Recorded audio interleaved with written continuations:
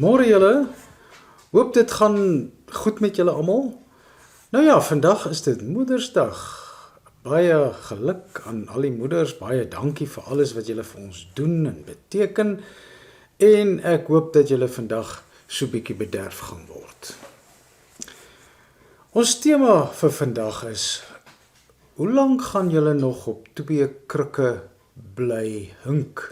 En dit na aanleiding van Elia se vraag aan die volk oor hulle verdeelde lojaliteit.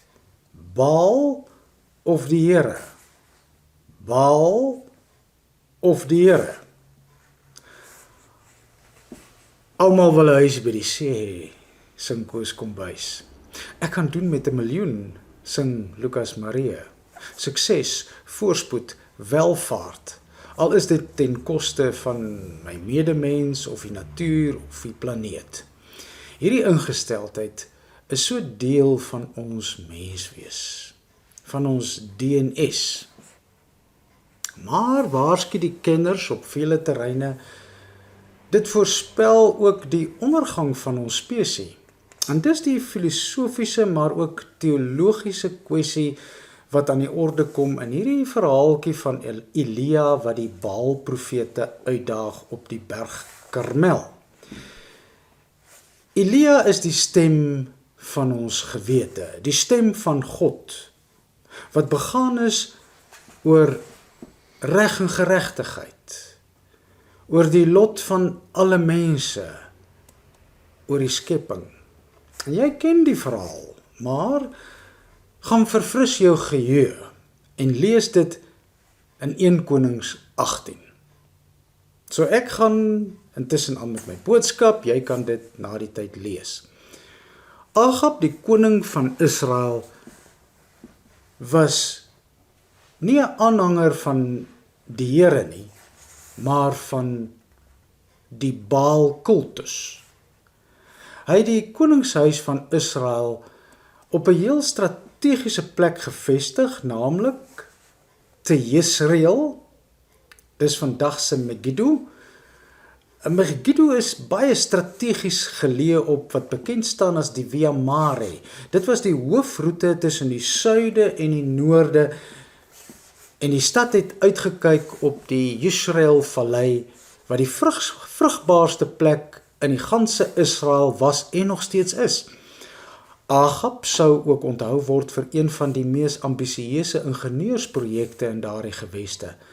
'n Tonnel diep in die sandsteenformasies van Megiddo met groot presisheid uitgegrawe tot by 'n fontein om by 100 meter vanaf die ingang. Ons lees ook in byvoorbeeld 1 Konings 22 van sy huise met ivoor inlegwerk. Vir hierdie koning Agab het dit oor sukses en voorspoed gegaan, waarmee ons nie 'n probleem het nie, maar voorspoed en sukses ten alle koste. Al het dit ook ander mense negatief geaffekteer. Geen wonder dat die Baal-kultus omgeval het nie. En dit het Elia, die profeet van God, baie erg in die krop gesteek, dwars in die krop gesteek. Iewers sou dit uitloop op 'n konfrontasie. En die groot oomblik was die Karmel-insident waar Elia die Baal-profete uitgedaag het. En dit sou bepaal wie die ware God is. Nou goed, wie was Baal? Wat het die Baal-kultus behels? Dit was 'n godsdiens eie aan Kanaan, inheems dus. Volgens die Rasharma-tekste, dis buitebybelse bronne, handel die Baal-mite oor Baal wat geheers het oor die oerchaos wat versinnebeeld word deur die water, die stormagtige seewater, riviere, sowel as stormwinde en reënwater. 'n mooi voorbeeld van 'n gebed of 'n gedig wat Baal as heerser oor die natuurkragte vereer, vind ons in die Rasharma tekste. Dit klink so. Die stem van Baal weer klink oor die waters. Die stem van Baal laat weerlig slaan. Baal heers oor die watermassas. Aldus die Rasharma gedig. Maar waar vind ons 'n soortgelyke gebed? Bykans woordeliks aangehaal? Nêrens anders nie as Psalm 29. Die stem van die Here weer klink oor die waters. Die stem van die Here laat weerlig slaan. Die Here heers oor die watermassas. So die skrywer van Psalm 29 het mooietjies hierdie lied tot eer van Baal omskep in 'n lied tot eer van Jahwe, die Here.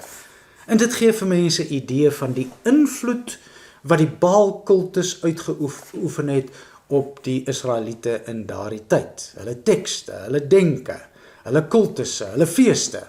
En volgens die Rasharma tekste was Baal nie slegs in beheer van die natuurkragte nie, hy was ook as vrugbaarheidsgod vereer. En volgens die mite is Mot die god van onvrugbaarheid, droogte en die doderyk. Ons kom terug hiernatoe. Sy opponeer vir Baal. En volgens die mite verslaan Mot dan vir Baal en sy maak hom dood.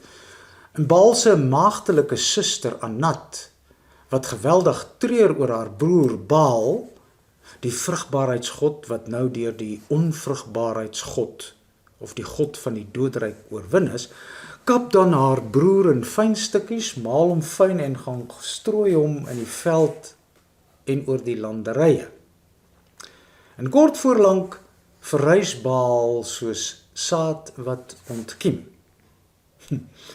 Hoe makaber dit ook al mag klink, daar is 'n rasionaal in die simboliek. Wat is die simboliek? Baal, wat die god van vrugbaarheid is, laat saad ontkiem.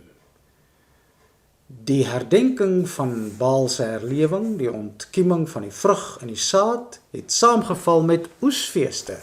En daar bestaan ook min twyfel dat die oesfeeste van die Israeliete in die Ou Testament hulle ontstaan vind uit Baalfeeste van die Kanaaniete. Feeste soos die fees van die weke, die loofhuttefees is oorspronklik fertiliteitsfeeste tot eer van Baal, wat later gekersten omskep is in feeste tot eer van Jahwe. Dit wys vir 'n mens hoe die Joodse kultusse beïnvloed is deur die inheemse Kanaanitiese kultusse. En die vrugbaarheidsmite van Baal het dus 'n voorspoed en vrugbaarheidskultus gepropageer. Watter vorm van vrugbaarheid? Alle vorms, naamlik goeie opbrengste uit die landerye, vinnige aandeel van die vee, vrugbare vroue. Die ingeboude logika van hierdie mite en kultus is ooglopend. Sukses, voorspoed, dit is deurslaggewend vir oorlewing. En vandag, of kan ek sê, vandat die Israeliete hulle voete in die Jordaan gesit het, die beloofde land, die land van melk en honing, van voorspoed en vrugbaarheid, het die Jahwe-kultus 'n oorlewingsstryd gevoer teen die Baal-kultus. En ons merk reeds in die boek Rigters dat van die Israeliete afvallig geword het deur Baal te aanbid. En dan lees ons in 1 Konings 17 dat Elia, die man van God, 'n droogte aankondig. Vir die aanhangers van Baal en vir die koning Agab is dit dus 'n versinnebeelding van Mot, die god van die dood en die droogte. En dan vind ons Agab se eerste woorde aan Elia in 1 Konings 18, vers 17. En net toe Agab hom sien, sê Agab vir hom dus vir Elia, is dit jy wat die dood oor Israel bring? En daarop antwoord Elia, dis nie ek wat die dood bring nie, maar julle. Julle het die gebooie van God verontagsaam. En daarna volg Elia se uitdaging. Elia weet dat Baal versimboliseer word deur 'n bul, en daarom vra hy pertinent dat hulle bulle offer. Nou ja, hierdie kragmeting tussen Jahwe of die Here en Baal is dan die hoogtepunt in 'n lang geskiedenis van wipplankery tussen Baal en die Here en Baal en die Here. Hoe lank wil julle nog op 2 krikke hink? Vra Elia dan vir die volk. En hier op die berg Karmel, wat uitkyk op hierdie vrugbare vallei Jesrael, die domein van die vrugbaarheidsgod Baal, maak Elia gereed vir die uitdaging van sy lewe. En die uitslag van hierdie gebeure sou die deurslag gee.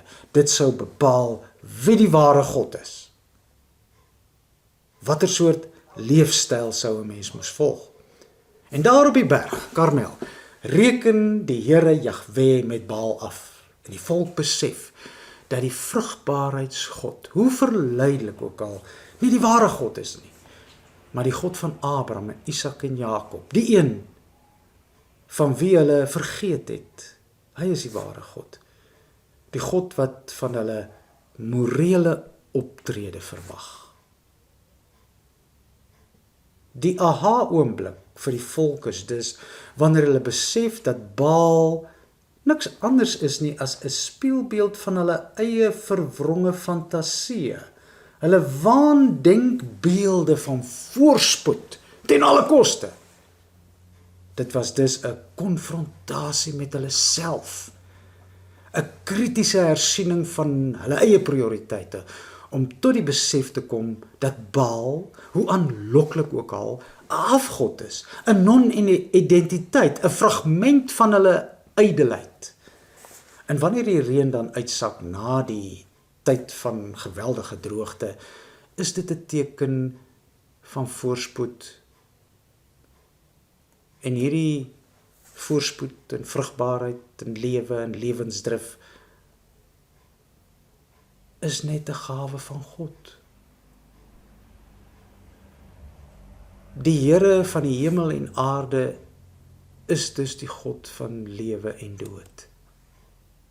God bring droogte en reën, voorspoed en teëspoed. Hy alleen is God en hy is in beheer. Die Baalkultus is, soos ek genoem het, steeds 'n verleidelike opsie, ook in ons tyd. Voorspoed, sukses ten alle koste, bly steeds baie mense se hoogste strewe. Ons samelewing is in baie opsigte 'n voorbeeld van die Baalkultus.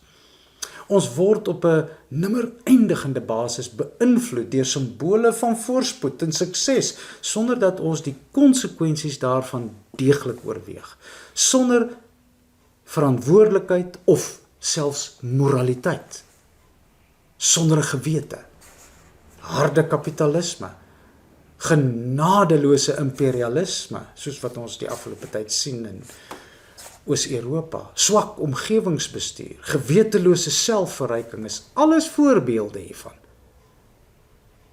Gaan alles vir ons net oor ons eie sukses en voorspoed, my geluk, my welvaart? Dan is ons Baal-aanbidders. Is ons aanbidders van Baal of glo ons in 'n God wat van ons morele verantwoordelikheid verwag? God wat vir ons 'n morele kompas gee, waar ons ander en die natuur en die omgewing altyd in gedagte hou, as ons dink in terme van onsself, ons eie lewe en ons toekoms.